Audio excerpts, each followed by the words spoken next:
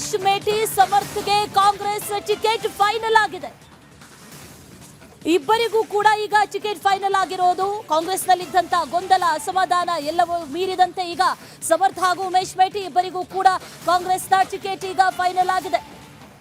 ಸುರ್ಜೇವಾಲಾ ನೇತೃತ್ವದಲ್ಲಿ back to back ಸಭೆಗಳನ್ನ ಮಾಡಿದ್ರು. ಗೊಂದಲಗಳನ್ನ ನಿವಾರಿಸುವಂತಹ ನಿಟ್ಟಿನಲ್ಲಿ ಸಾಕಷ್ಟು ಸಭೆಗಳಾಯಿತು. ಆಕಾಂಕ್ಷಿಗಳು ಬಹಳಷ್ಟಿದ್ರು. ಅದರ ಜೊತೆಯಲ್ಲಿ ಕೇಳಿಬಂದಂತ ಹೆಸರುಗಳು ಕೂಡ ಬಹಳಷ್ಟಿದ್ವು. ಈಗ ಕಾಂಗ್ರೆಸ್ ಅಧಿಕೃತವಾಗಿ ಅಭ್ಯರ್ಥಿಗಳನ್ನ ಘೋಷಣೆ ಮಾಡಿದೆ.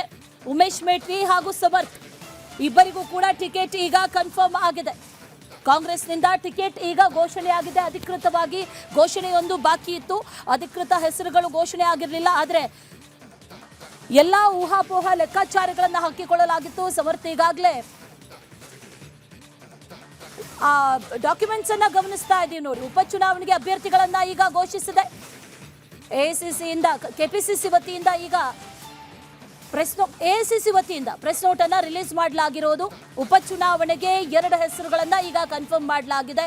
ಉಮೇಶ್ ಮೇಟಿ ಹಾಗೂ ಸಮರ್ಥ್ಗೆ ಟಿಕೆಟ್ ಕನ್ಫರ್ಮ್ ಆಗಿದೆ. ಯಾವ ಆಧಾರದಲ್ಲಿ ಟಿಕೆಟ್ ಕೊಡುತ್ತೆ ಕಾಂಗ್ರೆಸ್ ಅನ್ನುವಂಥ ಒಂದಷ್ಟು ಮಾತುಗಳಿದ್ವು. ಕುಟುಂಬ ರಾಜಕಾರಣಕ್ಕೆ ಈ ಬಾರಿ ಆದರೂ ಬ್ರೇಕ್ ಹಾಕಲಾಗುತ್ತಾ, ಕಾಂಗ್ರೆಸ್ನಿಂದ ಬ್ರೇಕ್ ಬೀಳುತ್ತಾ ಅನ್ನುವಂಥ ಪ್ರಶ್ನೆಗಳಿದ್ವು. ಅದರ ನಂತರದಲ್ಲಿ ಎದ್ದಂಥ ಒಂದಷ್ಟು ಗೊಂದಲಗಳು, ಅಪಸ್ವರಗಳು, ಅಸಮಾಧಾನಗಳು ಇದೆಲ್ಲವೂ ಕೂಡ ಈಗ ಬಗೆಹರಿದಿದೆ.